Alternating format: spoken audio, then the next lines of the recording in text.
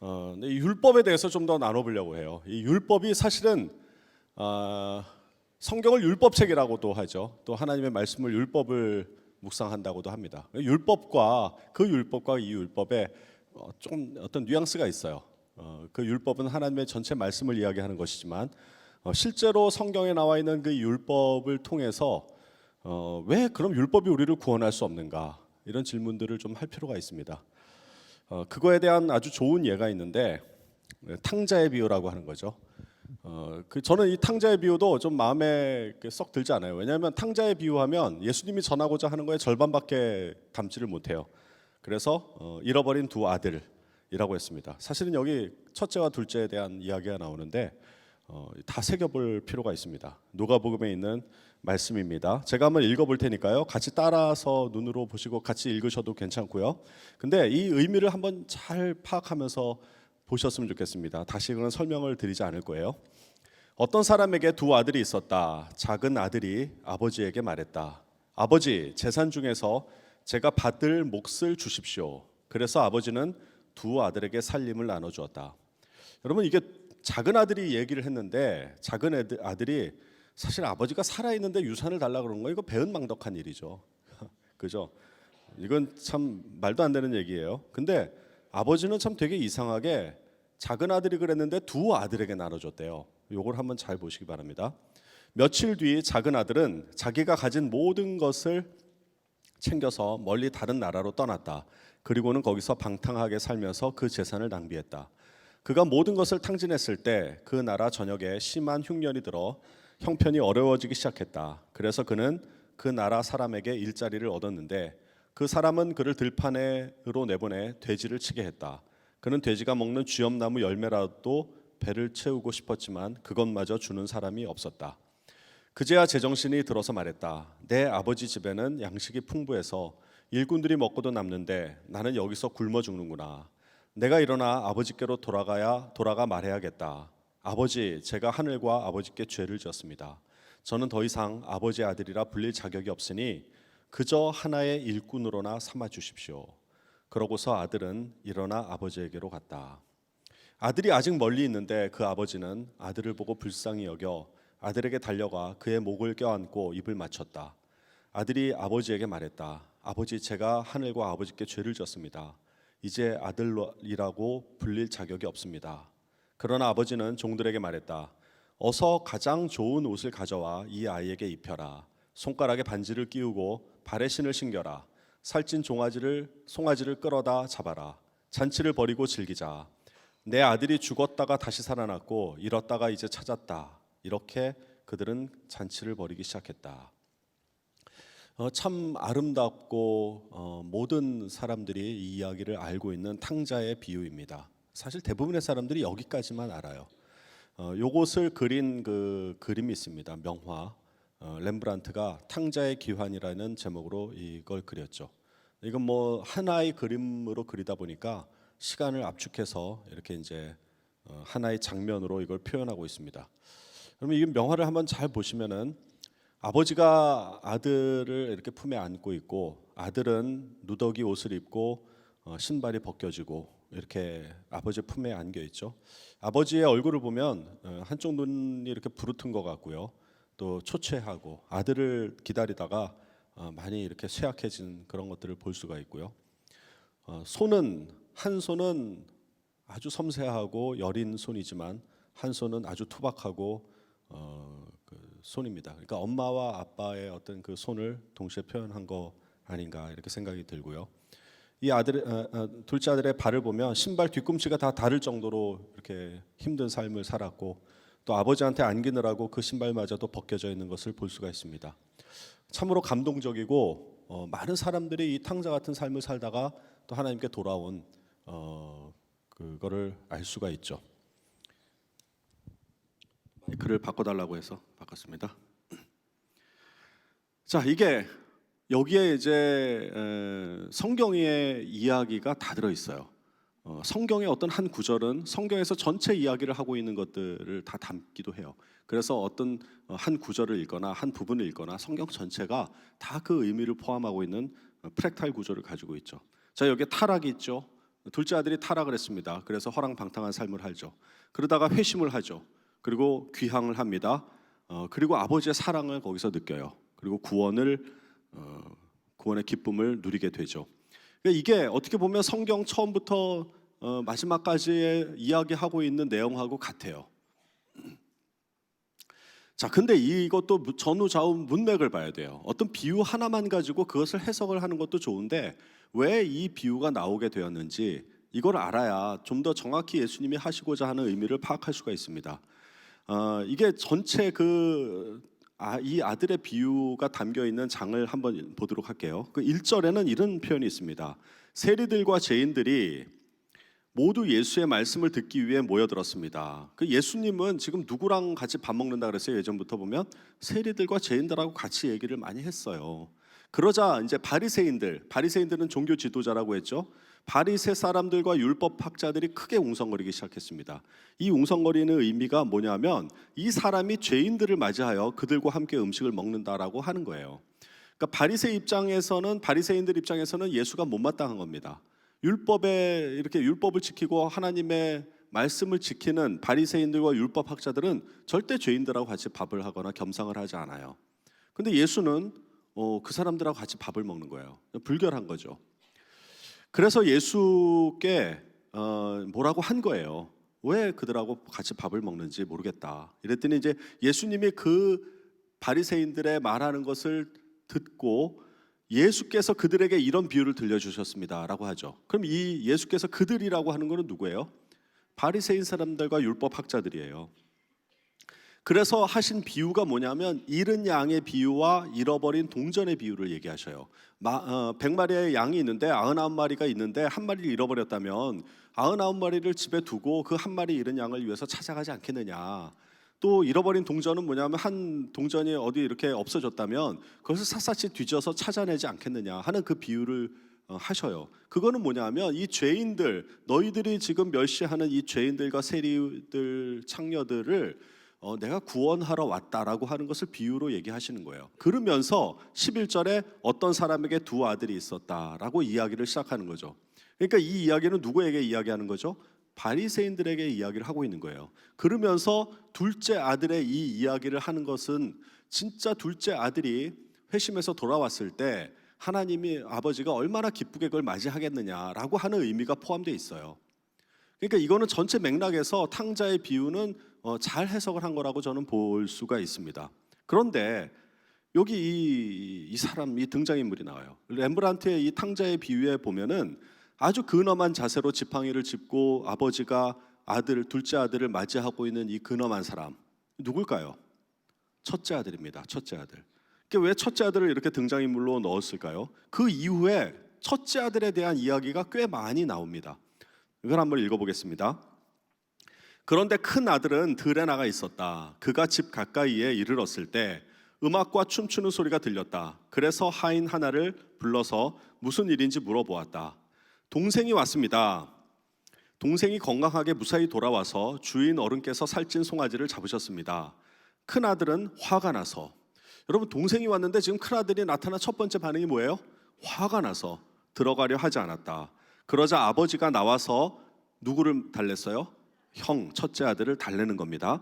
그러자 큰 아들이 아버지에게 이렇게 말했습니다.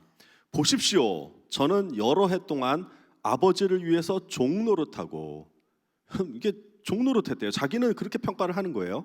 무슨 말씀이든 어긴 적이 없습니다. 그러니까 아버지의 말씀 잘 따랐다는 거예요.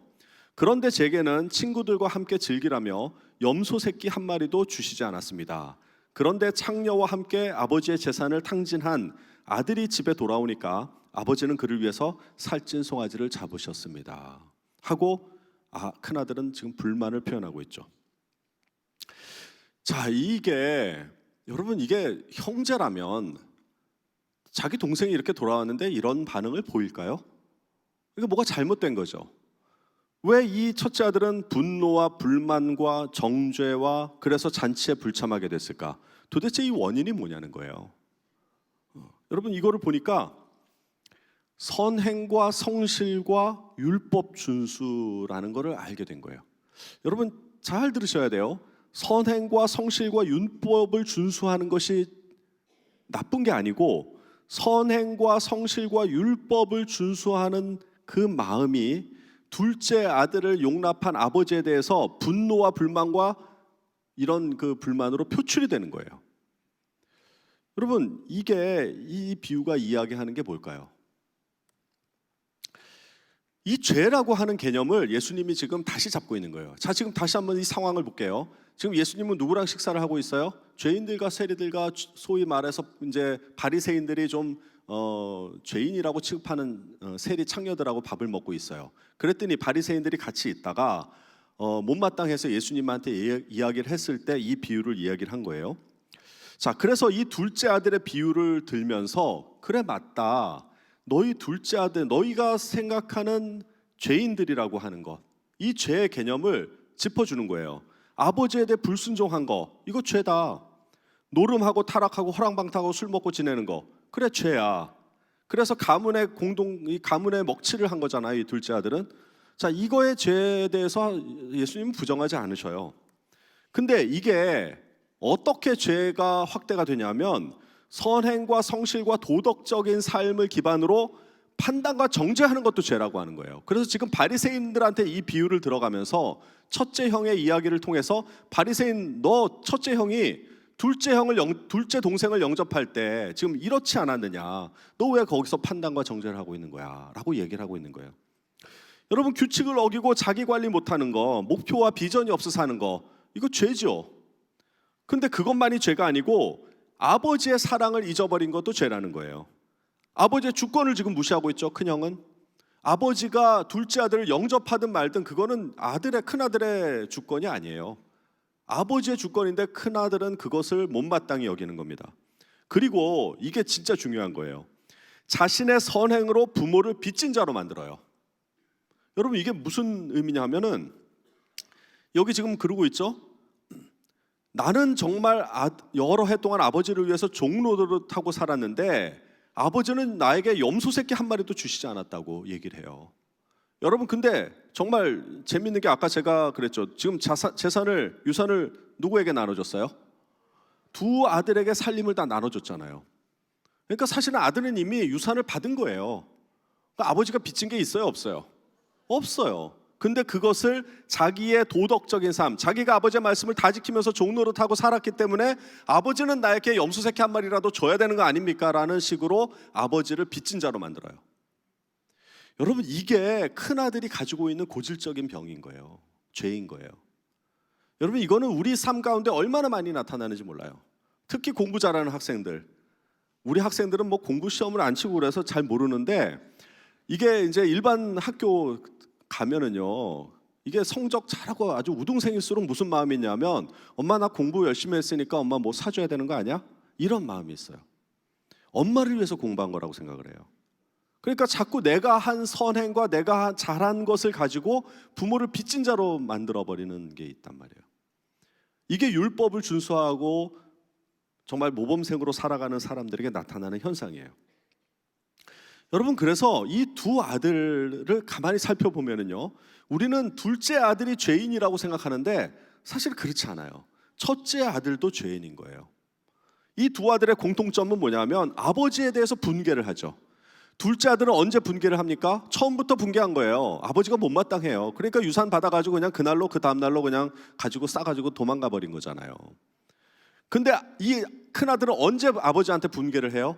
그걸 꾸역꾸역 참고 있다가 동생이 와서 잔치를 벌이니까 그때 아버지한테 그걸 분개를 하죠. 그 다음에 아버지에 대한 반역을 합니다. 자산 가지고 유산 가지고 아버지 집 나간 게 일단은 반역이죠. 근데 첫째 아들은 언제 반역을 합니까? 둘째 아들을 영접할 때 그 잔치에 참여하지 않죠. 그리고 아버지로부터 멀어져 갑니다. 둘째 아들은 허랑방탕한 삶을 살면서 아버지한테 멀어졌고, 첫째 아들은 잔치에 참여하지 않고 삐졌는지 못마땅한 건지 하여튼 아버지의 마음을 받아들이지 않죠. 여러분, 이 두 아들은 형태가 다를 뿐 똑같이 아버지께 분개를 하고 반역을 하고 아버지로부터 멀어진 삶을 살게 된 거예요. 여러분, 그래서 죄가 이 율법이라고 하는 기준에 의해서 이 한 사람은 하나님을 피하게 되고요, 하나는 선행으로 아버지를 조정하는 죄를 짓게 돼요. 자, 두 아들은 사실은 모두 하나님 아버지의 사랑이 필요한 사람인데, 그러나 큰 아들은 아버지의 사랑이 필요하다는 걸 모르고 인정받고자 하는 마음만 있었어요. 그래서 자기를 인정해주지 않은 것 때문에 폭발을 한 거예요. 큰 아들의 마음 상태는 내가 이렇게 잘했으니까 아버지 나한테 인정해줘야 되는 거 아닙니까? 바리새인들이 바로 그랬다는 거예요. 여러분, 바리새인들은 하나님의 사랑이 필요하다고 생각하지 않았어요. 그러니까 계속 세리와 죄인들을 정죄를 하면서 하나님이 나를 인정해 줄 것이다라고 하는 인정만 바랬던 거예요. 그것을 예수님이 지금 꼬집어 두고 있는 겁니다. 너 내가 지금 세리들하고 죄인들하고 밥 먹는다고 지금 뭐라 그러지? 너도 죄인이야. 너도 죄인이야. 네 마음속에 지금 뭐가 있어? 너 인정받고 싶어하는 마음 있지? 너 네 자리가 하나님을 너의 중심으로 하지 않고 네가 하나님 자리에 앉아 있는 거 아니야? 라고 이 큰아들의 비유를 들어서 책망하고 있는 것입니다. 이때 맏아들에 대한 하나님의 아버지의 권면이 나와요. 여러분, 이 누가복음 말씀은 기가 막힌 말씀입니다. 이 첫째 아들한테 하는 이 권면의 말씀을 보세요. 저 같으면 첫째 아들이 그러면요, 이놈의 새끼, 동생이 왔는데 지금 네가 그럴 거야? 그러고 그냥 회초리를 치든지 막 뭐라 그랬을 텐데, 이 보세요. 얘야, 너는 항상 나와 함께 있지 않았느냐? 또 내가 가진 모든 것이 다 내 거 아니야? 그러나 내 동생은 죽었다가 다시 살아났고 잃었다가 찾았으니 우리가 잔치를 벌이며 기뻐하는 것이 당연하지 않아? 야, 참 아버지의 사랑이 기가 막힌 거예요. 둘째 아들을 그 타락하고 허랑방탕한 삶을 살다가 돌아온 둘째 아들을 영접하는 그 아버지의 사랑만 깊은 것이 아니고요, 이 첫째 아들을 감싸는 이 아버지의 말씀을 한번 보세요. 내 가진 거 다 너 거 아니야? 우리가 무슨 너 뭐 네 거 내 거 재산 염소 새끼 한 마리 이런 거 가지고 따질 게 아니라는 거죠. 이미 다 유산도 주지 않았어. 그리고 근데 동생은 죽었다가 살아났으니 우리가 기뻐해야 되는 거 아니야? 여러분, 이게 그러니까 탕자가 집을 벗어났다가 온 것만 탕자가 아니고요, 집에 있는 아들도 탕자였던 거예요. 여러분, 이걸 듣고 맏아들이 잔치에 참여했을까요?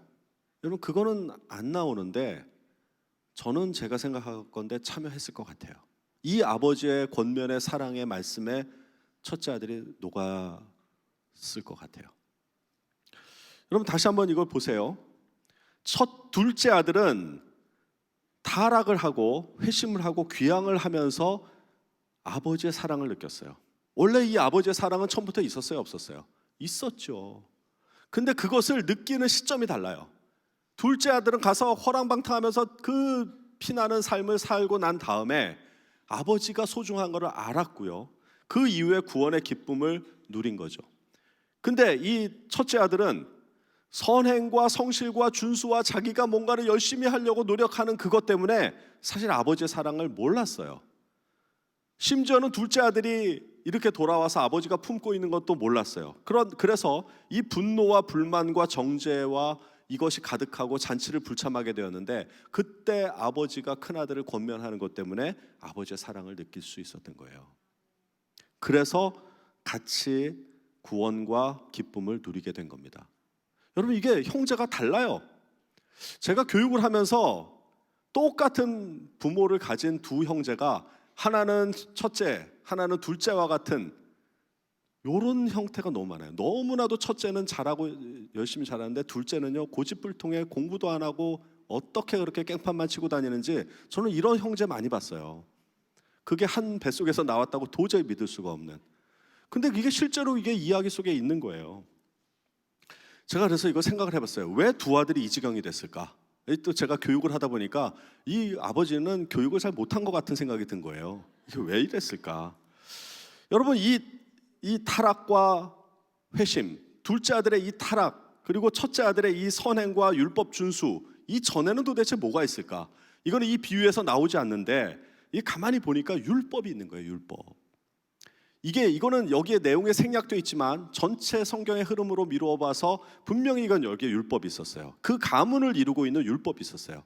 근데 첫째 아들은 그 율법을 순응하는 쪽으로 선택을 한 거고요, 둘째는 그 율법을 거부하는 쪽으로 선택을 한 거예요. 그래서 이런 두 가지의 갈림길이 생기게 된 겁니다. 이 율법을 두 아들이 율법의 의미를 몰랐기 때문에 이것은 사랑이 아니라 아버지의 사랑이 아니라 나를 속박하는 것으로 여겼기 때문에 이런 형태가 되었다는 거예요. 아까도 말씀드렸듯이 율법이라고 하는 것은 공동체를 지키기 위해서 각 구성원을 사랑하기 위한 하나님의 사랑의 표현이죠. 여러분, 근데 이 율법의 기원이 사랑인데 이 율법이 우리를 구원할 수가 없는 거예요. 그 로마서에 보면은 사랑은 이웃에게 악을 행하지 아니하나니 그러므로 사랑은 율법의 완성이라. 예수님은 율법을 폐하러 온 게 아니에요. 그래서 율법은 지금도 살아 있어요. 마태복음에 보면 내가 율법이나 예언자의 말을 폐하러 온 줄로 생각하지 말아라. 폐하러 온 것이 완성하러 왔다. 여러분, 하나님의 사랑, 예수 그리스도가 와서 십자가에 달려 돌아가셨다고 해서 모든 율법이 사라진 것은 아닙니다. 이 율법이 할 수 없는 구원을 예수님이 이루신 거예요. 여러분, 이것은 그대로 나타났어요. 여러분, 첫째 아들, 둘째 아들이 율법이 있어서 하나는 거부의 길, 하나는 순종의 길을 갔어요. 사람들은 다 이 둘 중에 하나를 갑니다. 그래서 거부한 사람은 방탕한 삶을 살게 되고요, 순응한 사람은 그것을 꾸역꾸역 참으면서 다른 사람을 판단하고 정죄하는 삶을 살아요. 그러다가 예수 그리스도 아버지의 사랑을 만나면 그 이후에 다시 구원을 받고 기쁨을 누려요. 여러분, 그런데 그렇다고 해서 이 율법과 구원을 이룬 다음에 이 율법이 사라졌습니까? 여러분, 첫째 아들, 둘째 아들을 다 사랑으로 지금 품었잖아요. 그 잔치를 벌였어요. 그랬더니 둘째 아들은 그 다음날 또 아버지 재산 있는 거 다 긁어가지고 저 또 나갈게요 하고 도망가겠어요? 그럴 수 없는 거죠. 첫째 아들은 또 삐져가지고 아버지 왜 나를 사랑 안 해줘요? 나한테 준 게 뭐가 있어요? 그리고 또 나가겠어요? 아니죠.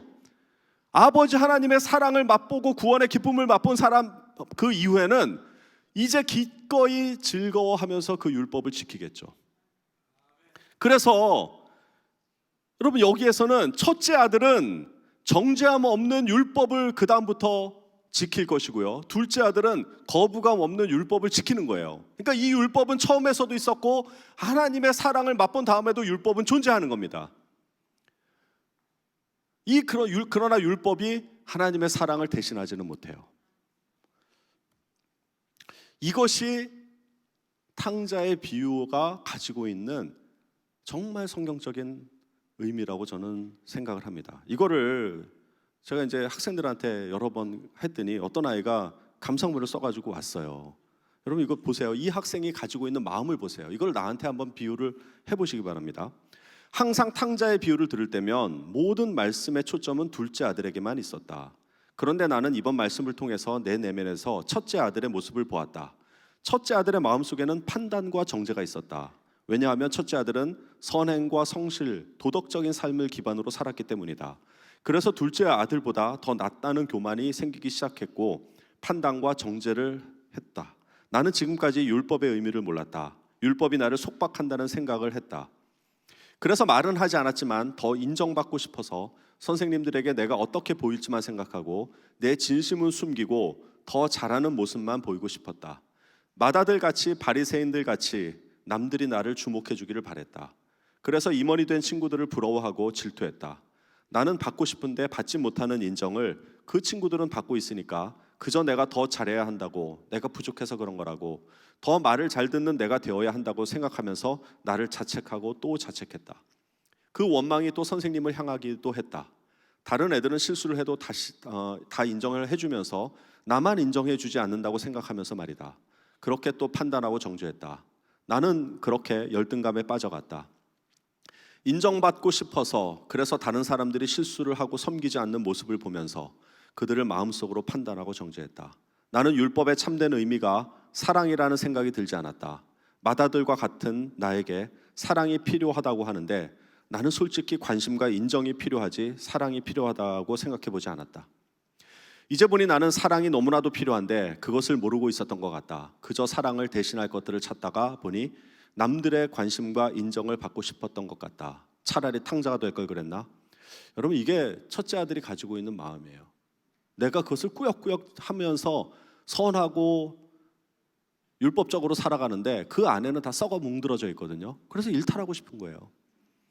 차라리 탕자가 됐다면은 아버지한테 죄라도 시원하게 야단이라도 한번 맞으면서 할 텐데, 근데 그게 지금의 나보다 더 나을 것 같다라고 생각을 하는 거죠. 내가 맏아들인 것은 알겠지만 그런데 하나님의 사랑의 권면은 내게 다가오지 않는다. 너무 어렵다. 너무 힘들다.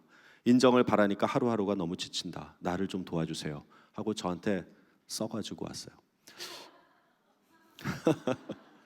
여러분, 이 아이는 솔직하게 표현한 거죠.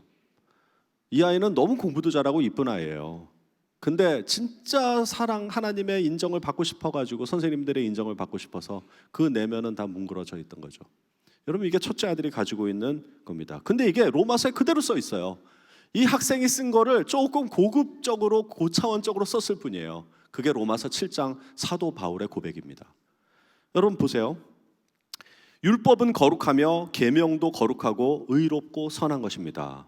그러니 그 선한 것이 나에게 죽음을 안겨주었다는 말입니까? 그럴 수 없습니다. 그러나 죄를 죄로 드러나게 하려고 죄가 그 선한 것을 방편으로 하여 나에게 죽음을 일으켰습니다. 그것은 계명을 방편으로 하여 죄를 극도로 죄답게 되게 하려는 것이었습니다. 나는 내가 하는 일을 도무지 알 수 없습니다. 나는 내가 원하는 선한 일은 하지 아니하고 도리어 원하지 않는 악한 일을 합니다.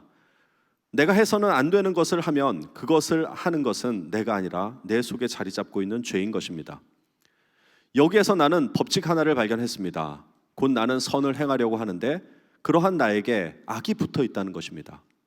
나는 속 사람으로는 하나님의 법을 즐거워하나 내 지체에는 다른 법이 있어서 내 마음의 법과 싸워서 내 지체에 있는 죄의 법에 나를 포로로 만드는 것을 봅니다. 나는 비참한 사람입니다. 누가 이 죽음의 몸에서 나를 건져주겠습니까? 우리 주 예수 그리스도를 통하여 나를 건져주신 하나님께 감사드립니다. 그러나 나 자신은 마음으로는 하나님의 법을 섬기고 육신으로는 죄의 법을 섬기고 있습니다. 여기까지의 사도 바울의 고백은요, 그 학생이 하는 거랑 똑같은 거예요. 표현만 다를 뿐이에요. 내가 율법 아래에서 살았을 때는 어떤 생명력도 누릴 수가 없었다는 거예요. 근데 여기서 만약에 성경이 끝난다 그러면은 얼마나 답답하겠습니까? 아직도 우리가 율법 아래에만 있다고 한다면 얼마나 우리의 삶이 피폐하고 잘 보이려고 하고 인정바라고 다른 사람 판단하고 정죄하면서 살아가겠어요. 그런데 성경이 놀라운 것은요, 여기서 끝나지 않는다는 겁니다. 8장 1절이 있어요.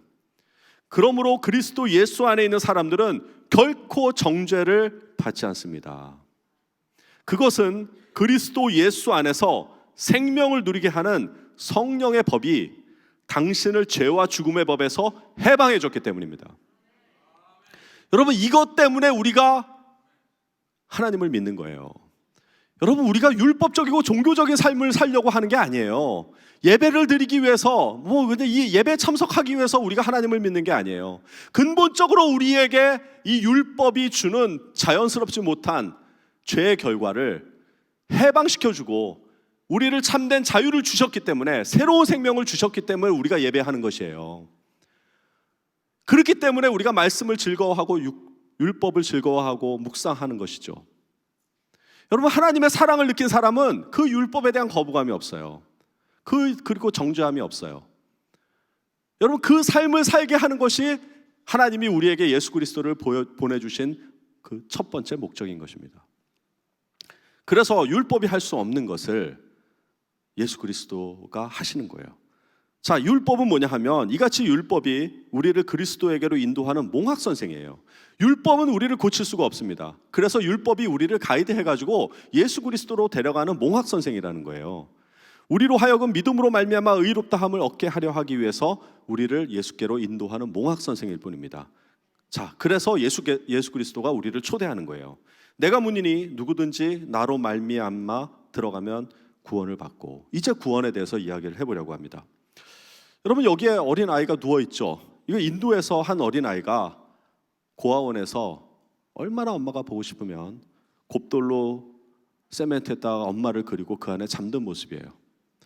5살, 6살쯤 되었을까요? 한참 엄마의 사랑이 필요한데 어찌 되었는지 고아가 됐어요.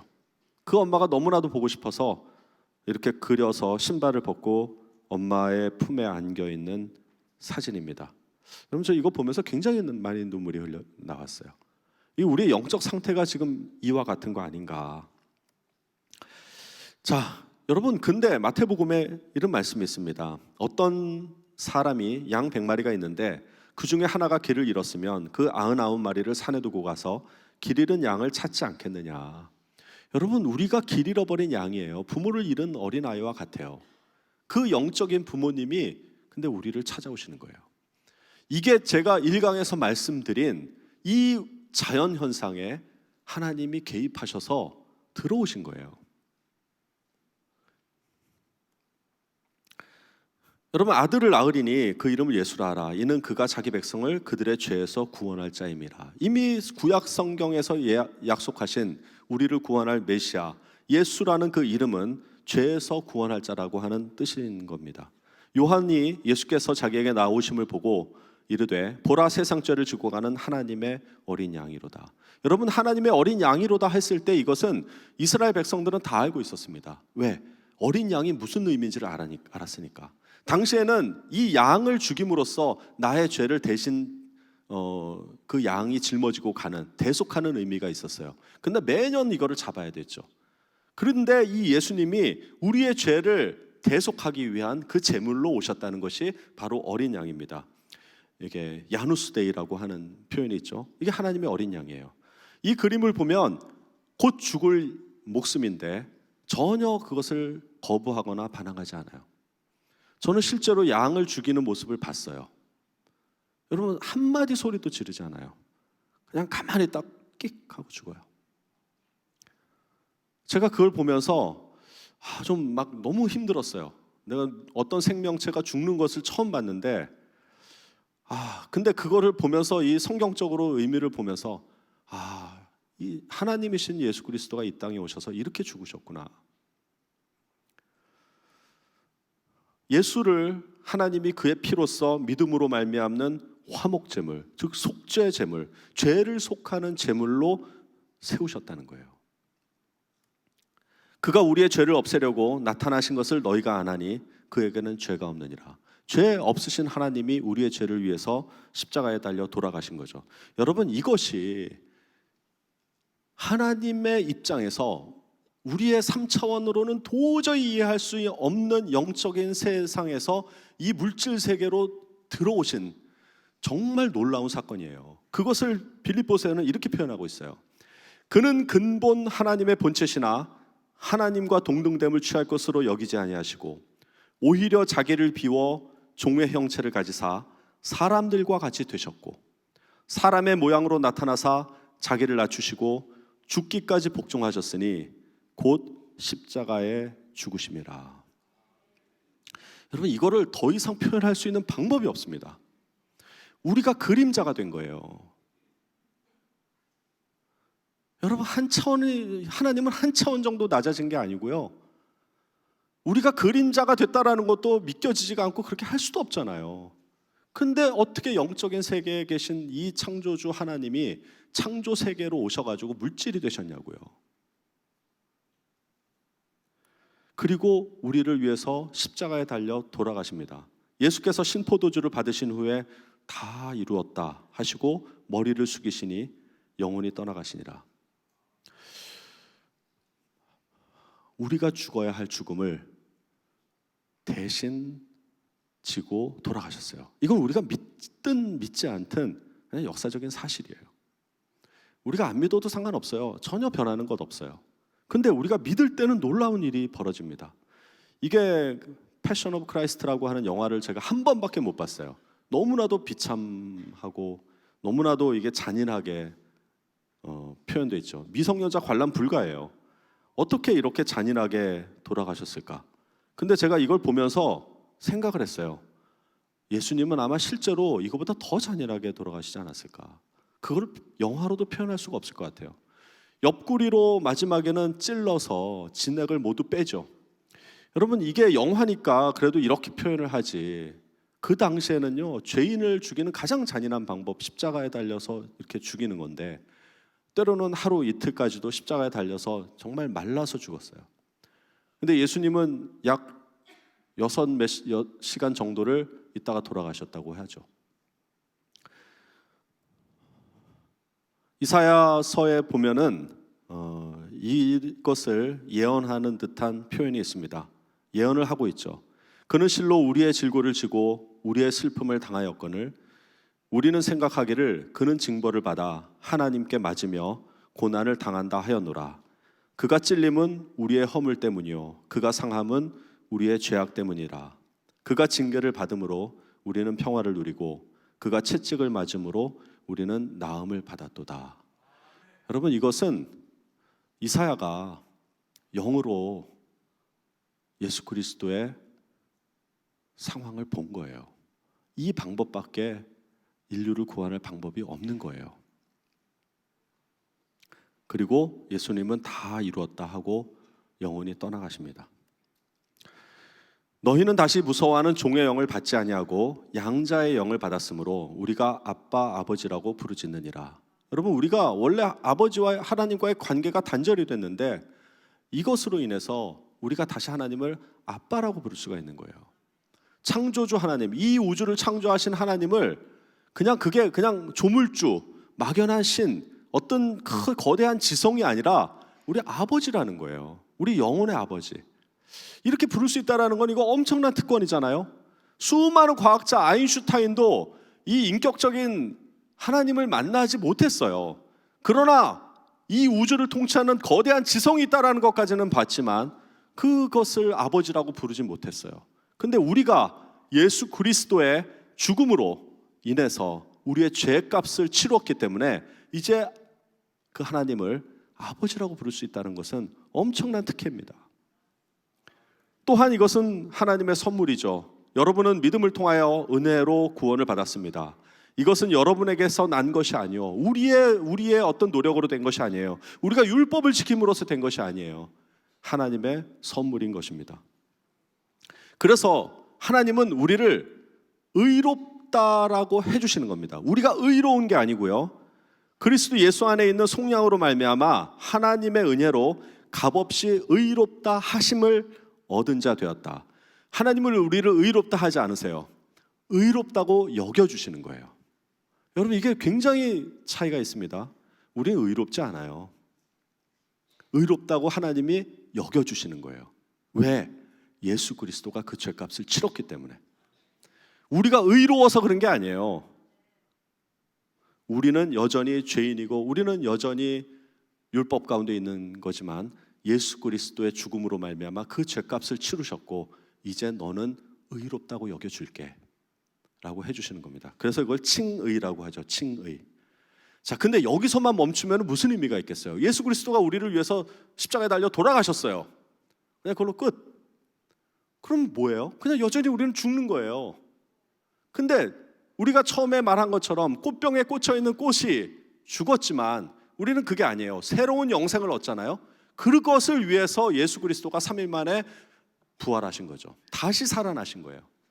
여러분, 이게 예수 그리스도 십자가 보혈의 가장 핵심적인 거라고 저는 생각을 합니다. 그래서 죽음의 문제를 우리가 해결한 거예요. 어찌하여 살아있는 자를 죽은 자 가운데서 찾느냐? 여기 계시지 않고 살아나셨느니라. 여러분, 이건 못 봤어요. 우리가 볼 수가 없어요. 이건 믿음으로 봐야 되는 거예요. 예수는 우리가 범죄한 것 때문에 내어줌이 되고 또한 우리를 의롭다 하시기 위하여 살아나셨느니라. 만일 우리가 그리스도와 함께 죽었으면 그와 함께 살 줄을 믿느니 사망이 다시 그를 주장하지 못할 줄을 알미라. 그래서 사망이, 죽음이 우리를 다시 주관하지 못하는 겁니다. 예수 그리스도의 십자가의 죽음의 의미를 알고 믿는 사람에게는 영원한 생명이 주어졌다는 의미예요. 제가 이 죽음의 문제를, 죽음 때문에 많은 두려움 가운데 있었어요. 그래서 많은 책들을 찾아보면서 이 죽음이 뭘까? 왜 이렇게 나는 두려울까? 왜 이렇게 내가 이 세상 사는 게 의미가 없을까? 어차피 죽을 걸 왜 살까? 이 생각 가운데 있을 때 제가 많은 철학책도 읽어봤는데 그 죽음 앞에서 어떤 해답도 내놓지 못해요. 여러분, 로미오와 줄리엣이 참으로 아름다운 사랑을 했다고 문학책에 쓰여 있잖아요. 근데 결국은 죽었어요. 여러분, 그들의 사랑을, 죽음 앞에서는 그들의 사랑도 어떻게 할 수가 없는 거예요. 근데 유일하게 고린도전서 15장에 성경만 이 죽음을 호통치고 있습니다. 여러분, 이 고린도전서 15장을 한번 다 읽어보세요. 이게 부활에 대한 의미예요. 부활이라고 하는 것은 죽음을 이긴 거잖아요. 죽음이 예수 그리스도를 더 이상 주관하지 못한다는 거예요. 그것을 쓰면서 마지막 55절에 이렇게 표현합니다. 사망아, 너의 승리가 어디 있느냐? 사망아 내가 쏘는 것이 어디 있느냐. 사도 바울이 부활하신 예수님을 만났기 때문에 이 죽음이 무엇인지를 안 거예요. 아, 죽음 이제 아무것도 아니구나. 죽음 너가 쏘는 게 도대체 뭔데? 그리고 호통치고 조롱하는 것이죠. 이 세상에 어떤 문학책도 어떤 철학책도 이 죽음을 호통치고 죽음을 조롱하는 책을 본 적이 없습니다. 만약에 그런 책이 있다면 가지고 오세요. 제가 그것을 전하는 사람이 될 거예요. 여러분, 우리가 이렇기 때문에 죽음을 두려워할 필요가 없어요. 죽음을 해결을 한 거예요. 그래서 우리가 새로운 생명을 얻고 지금 이렇게 살아갈 수가 있는 것입니다. 여러분, 이 예수 그리스도의 부활은요, 한꺼번에 500명의 제자들에게 나타났다고 해요. 그 당시에 수많은 사람들에게 나타났어요. 현실적으로 보여주신 겁니다. 그렇게 기록이 되어 있어요. 그래서 우리가 예수 그리스도의 부활을 믿고 새로운 생명을 받을 수가 있는 것입니다. 이래서 우리의 죄를 용서를 받은 것이죠. 이 용서의 의미를 조금만 더 한번 해보도록 할게요. 여러분, A가 B를 용서했다. 왜? 예수 그리스도가 우리가 십자가에 달려 들어와서 우리 죄를 용서했다는 게 도대체 무슨 의미인지를 알아야 될 거 아니에요. 여러분, A가 B를 용서했다 그러면은 누가 의인이고 누가 죄인인 거예요? A가 의인이고 B가 죄인이죠. 내가 의인으로서 너를 용서한 거잖아요. 그게 일반적으로 이 의미, 문장이 가지고 있는 거예요. 그래서 우리가 다른 사람을 용서를 못합니다. 우리가 하는 용서는요, 전부 이거예요. 나는 의로운데 내가 그래 너 죄를 졌으니까 용서해 줄게. 이게 우리가 가지고 있는 보편적인 용서의 의미입니다. 이 가늠하다 잡힌 여인을 예를 들어서 한번 볼게요. 이른 아침에 예수께서 백성들을 가르치실 때 율법 학자들과 바리새파 사람들이 간음을 하다가 잡힌 여자를 끌고 와서 가운데 세워놓고 예수께 말했다. 선생님, 이 여자가 간음을 하다가 현장에서 잡혔습니다. 모세는 율법에 이런 여자를 돌로 쳐 죽이라고 우리에게 명하셨습니다.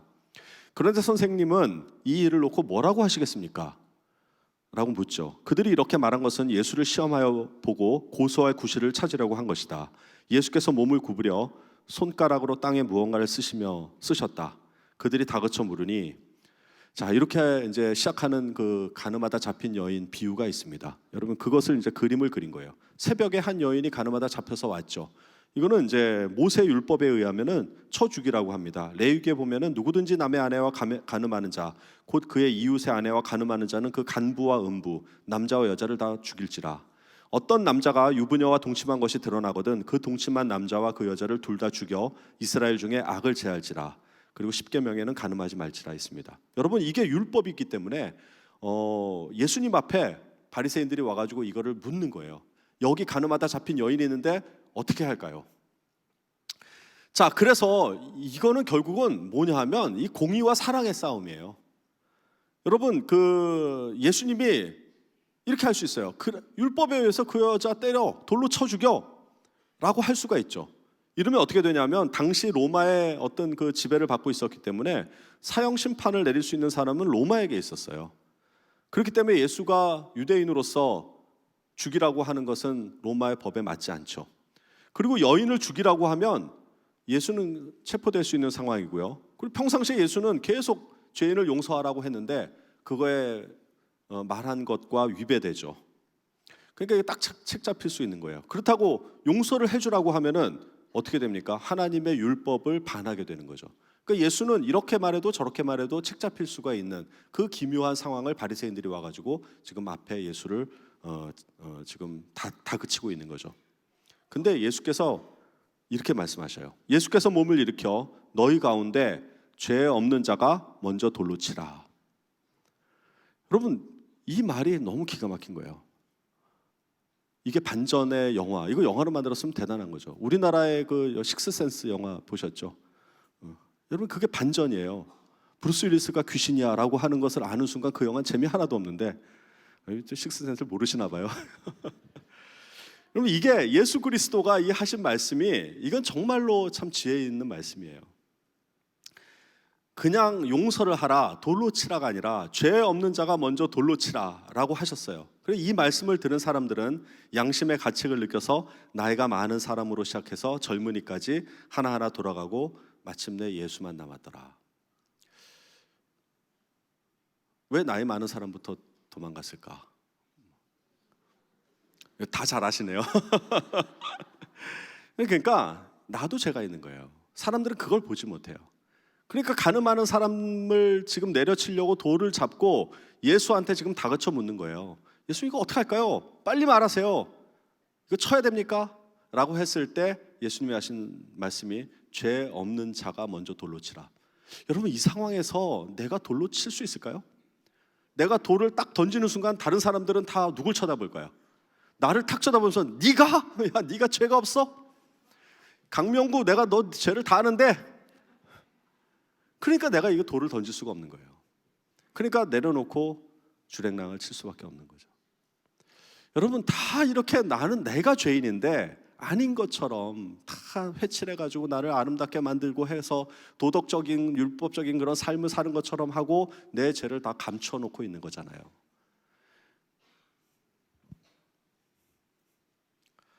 예수께서 몸을 일으켜 여자에게 말씀하셨다. 여자여, 사람들은 어디에 있느냐? 너를 정죄한 사람이 어디 있느냐?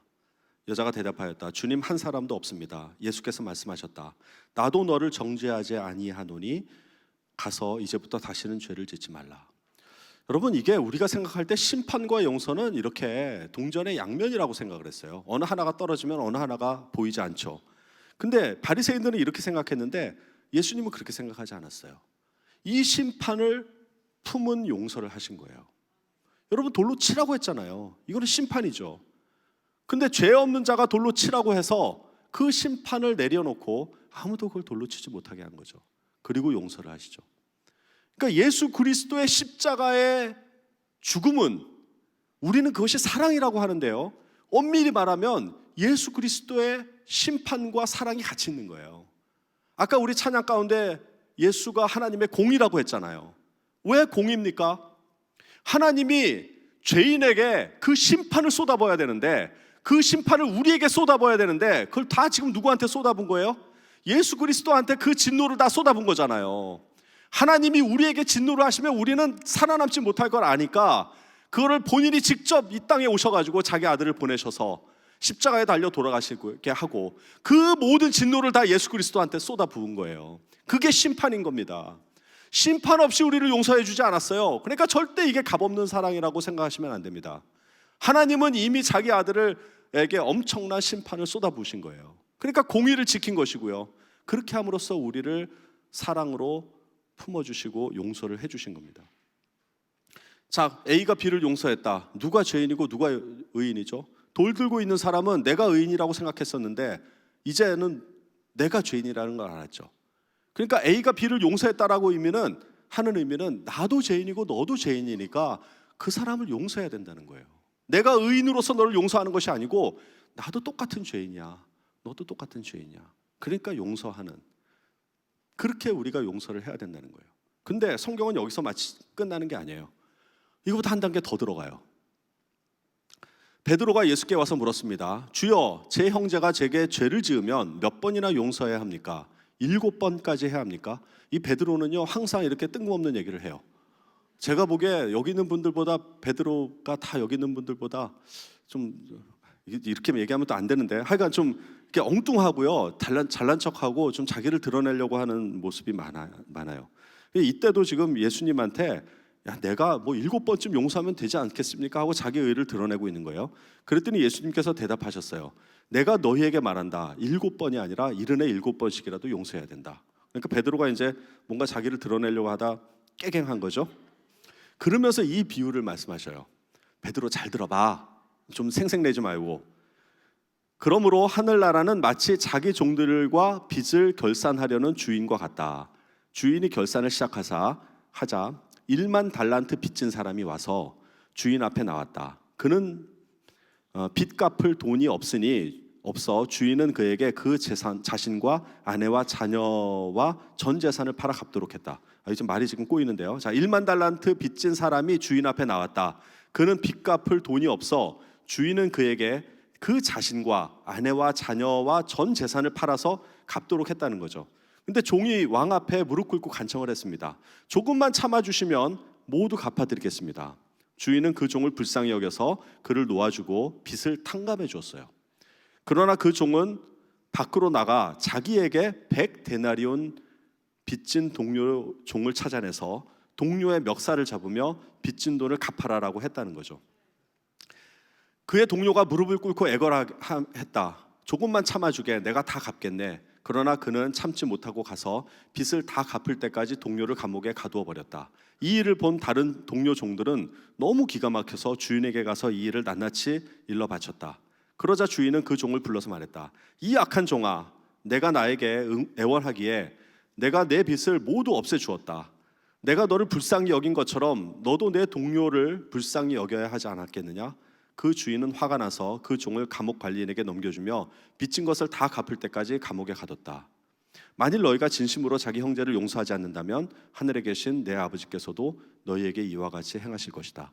여러분, 이게 1만 달란트 빚진 자예요. 어떤 사람이 1만 달란트 빚져가지고 주인한테 애걸했더니 그걸 다 퉁쳐줬어요. 그래, 그거 탕감해 줄게. 그랬더니 어떤 사람이 자기한테 빚진 가가지고 100데나리온 빚진 사람한테 가서 멱살을 잡고 빨리 갚으라고 한 거 아니에요? 제가 이걸 계산해 봤어요. 1만 달란트 이런 게 잘 안 와닿잖아요. 여러분, 1만 달란트가 얼마냐 하면은요, 20년치 연봉이에요. 1만 달란트는 6천 데나리온. 6천 데나리온, 한 데나리온은 하루치 품삯. 그러니까 6천 일치의 급여예요. 그럼 이게 20년의 연봉이거든요. 그러니까 하루에 10만 원씩만 잡아도 한 20억인 거예요. 그러니까 1달란트가 20억이에요. 그러니까 1만 달란트는 20조예요. 20조. 여러분, 또 1만 달란트가 다른 도량형에는요, 금 33kg로 되어 있어요. 제가 어제 금 시세를 봤어요. 12월 21일 날 8만 5천 원이래요. 그래서 이거 계산해 보니까 33kg 하면 약 28억이에요. 한 달란트가 28억. 1만 달란트는 거기에 만 배니까 28조. 여러분, 28조 빚진 사람을 주인이 그냥 큰 통 크게 퉁쳐버린 거예요. 여러분, 이게 28조가 감이 안 오죠? 애터미가 작년에 22조 했어요. 2조.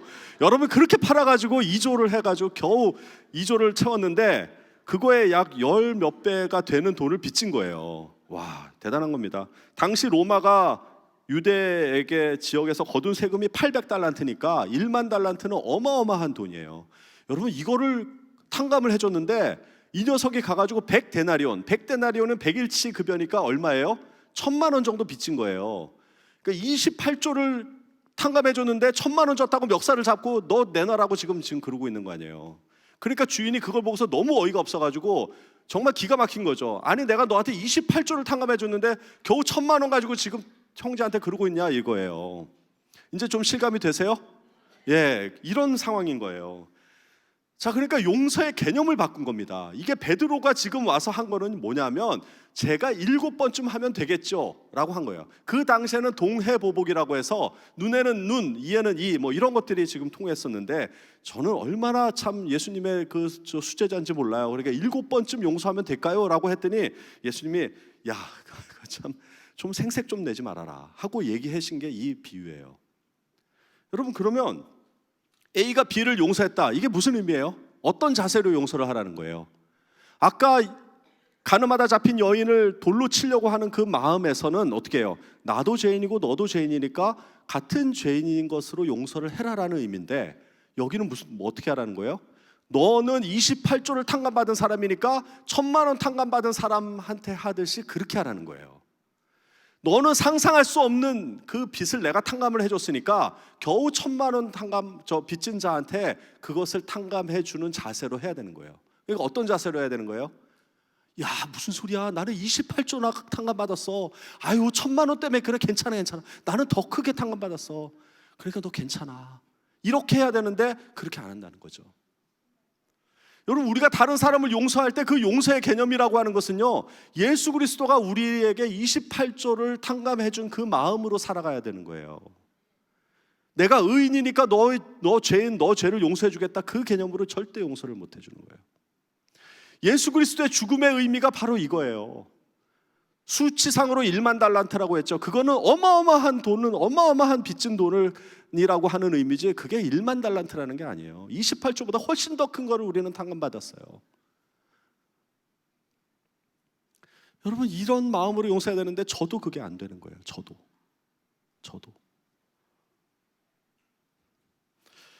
여러분, 용서가 이렇게 힘든 거예요. 근데 제가 살아보니까 다른 사람 용서하는 거는 그래도 괜찮아요. 시간이 지나면 괜찮은데 나를 용서하는 게 너무 힘들어요. 나를. 여러분, 그렇지 않아요? 여러분, 잠 못 자는 대부분이 뭐냐면 내가 너무나도 싫어요. 내가 나를 용서 못하는 게 너무나도 많아요. 근데 내가 나를 용서를 해야 돼요. 왜?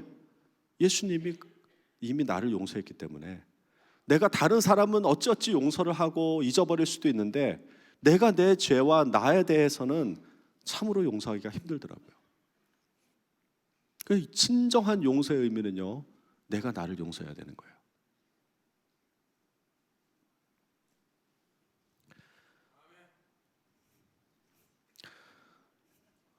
예수 그리스도는 십자가에 달려 돌아가셨는데 절대 이것은 사랑만이 있는 것이 아니에요. 어마어마한 분노와 심판이 여기에 있었어요. 그 값으로 우리가 용서를 받은 겁니다. 그래서 오늘 이 말씀처럼 예수 그리스도가 우리를 용서한 것처럼 우리가 다른 사람을 용서를 해야 되는 거예요. 그러지 않으면 하나님께서 다시 그 죄값을 우리에게 돌리시겠다고 기록되어 있습니다. 그래서 우리가 선한 삶을 살아야 되는 거예요. 우리가 선한 삶을 살아서 구원을 받는 게 아니고요, 구원 받았으니까 선한 삶을 살아야 되는 거죠. 여러분, 우리가 지금 돌을 들고 있어요. 수많은 사람들에게 던지려고 지금 돌을 들고 있죠. 여러분, 그거 내려놓으세요. 내려놓는 거 쉽지 않아요. 절대로 용서 못할 사람이 저에게도 있어요. 근데 그건 너무 괴롭더라고요. 그래서 내려놔야 돼요. 여러분, 내려놓으시면은 하나님이 나에게 28조를 탕감하신 그 마음으로 내가 그 사람을 용서하지 않으면요, 절대로 내가 구원받지 못합니다. 용서의 개념은 그렇게 돼 있어요. 너희가 사람의 과실을 용서하면 너희 천부께서도 너희 과실을 용서하시려니와 너희가 사람의 과실을 용서하지 아니하면 너희 아버지께서도 너희 과실을 용서하지 아니하시리라. 마태복음 6장. 누구든지 누가 누구에게 불만이 있거든 서로 용납하여 피차 용서하되 주께서 너희를 용서한 것 같이 너희도 그리하라. 골로새서 말씀입니다. 기도하겠습니다. 하나님, 예수 그리스도가 십자가에 달려 돌아가심으로 우리의 죄값을 치러 주시고 우리를 구원해 주셨는데 우리는 아직도 다른 사람을 용서하지 못하고 있습니다. 또 나 자신을 용서하지 못하고 있습니다. 이것이 다만 2000년 전에 십자가의 골고다 언덕에서 일어난 것이 아니라 지금 나에게 오셔서 내가 그 은혜 가운데 있게 하시고 그 용서의 기쁨을 다시 한번 누리게 하시고 우리가 28조 빚진 자로서 탕감받은 것처럼 다른 사람 1000만 원을 기쁘게 용서할 수 있고 탕감해 줄 수 있는 그런 넉넉한 마음을 주시기를 간절히 기도합니다. 예수님 이름으로 기도했습니다. 아멘. 네, 감사합니다.